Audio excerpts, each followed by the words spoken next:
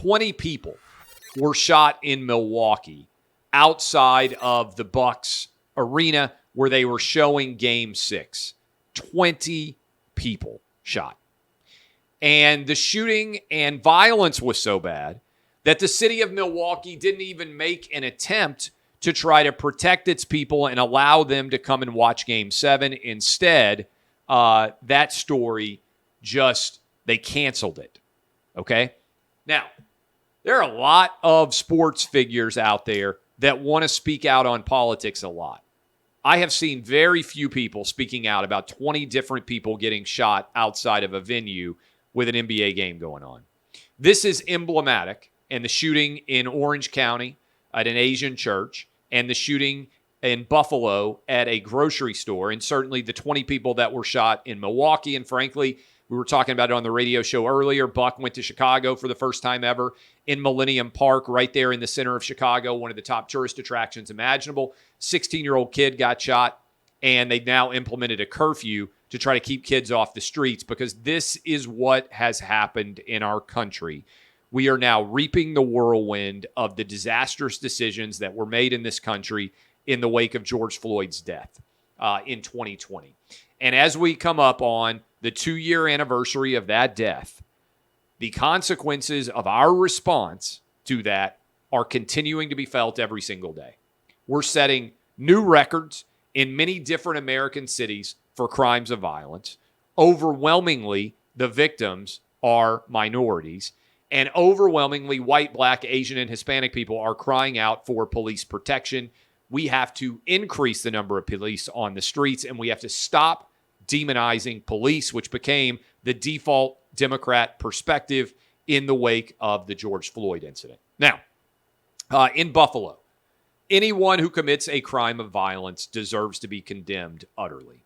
And I have been arguing for years now, and I'm going to continue to argue it on all my platforms. If you listen to me on the Outkick the Coverage national radio show, if you heard me on Clay and Buck, you see me on television, I have argued for a long time that the best response to mass shootings that anyone in the media can endorse is not in any way giving credence to the mass shooter in terms of giving them renown. And there are lots of studies that have shown that the number one way to combat mass shootings is to not make the mass shooters famous. And I'm reading directly from an argument made by Dr. Adam Langford, who is an expert in this field. And I would encourage other media to continue to do this to the full extent that they can. Because many attackers explicitly admit they want fame and directly reach out to media organizations to get it, it's become essentially indisputable that as a society, we're helping these mass shooters achieve their goals. And unfortunately, the offenders who kill more victims to get more publicity appear to be accurately exploiting predictable patterns in media behavior. So this is the choice that I have made as a media member. I have been doing this for years now. Don't name the perpetrator. Don't use photos or likenesses of the perpetrator.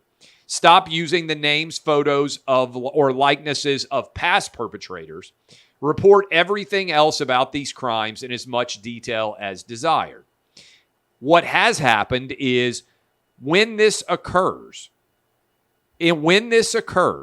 this diminishes some of the draw and impact and search for fame that mass shooters are after. So, what I have been doing instead is sharing the names, and I've been doing this for years, of people who help to combat these mass shooters, of the heroes out there.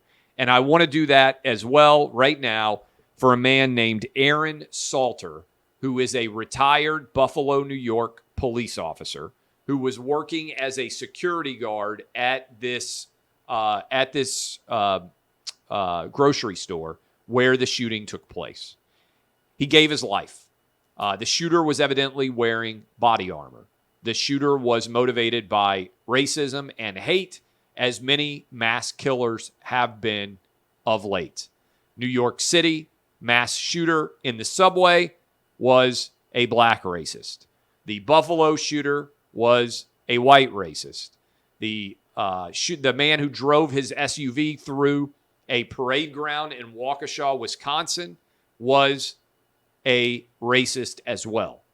I have been arguing this for years as well, and I hope at some point it's going to finally take root in mass media.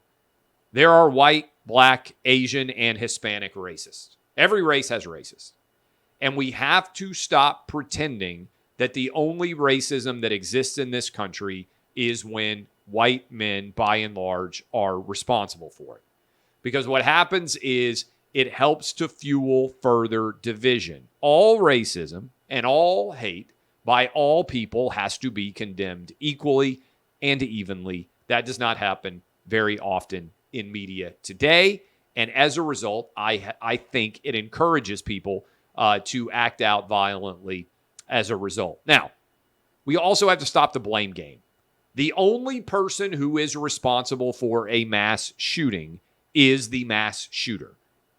The mass shooter is behaving in an insane and indefensible way that no one defends and no one encourages. Whether that mass shooter is a Bernie Sanders supporter who is trying to kill Republican congressmen in Alexandria, Virginia, or whether it is a lunatic fringe proponent of so many different crazy ideas in Waukesha, Wisconsin, or in Buffalo, New York, or in New York City on the subways.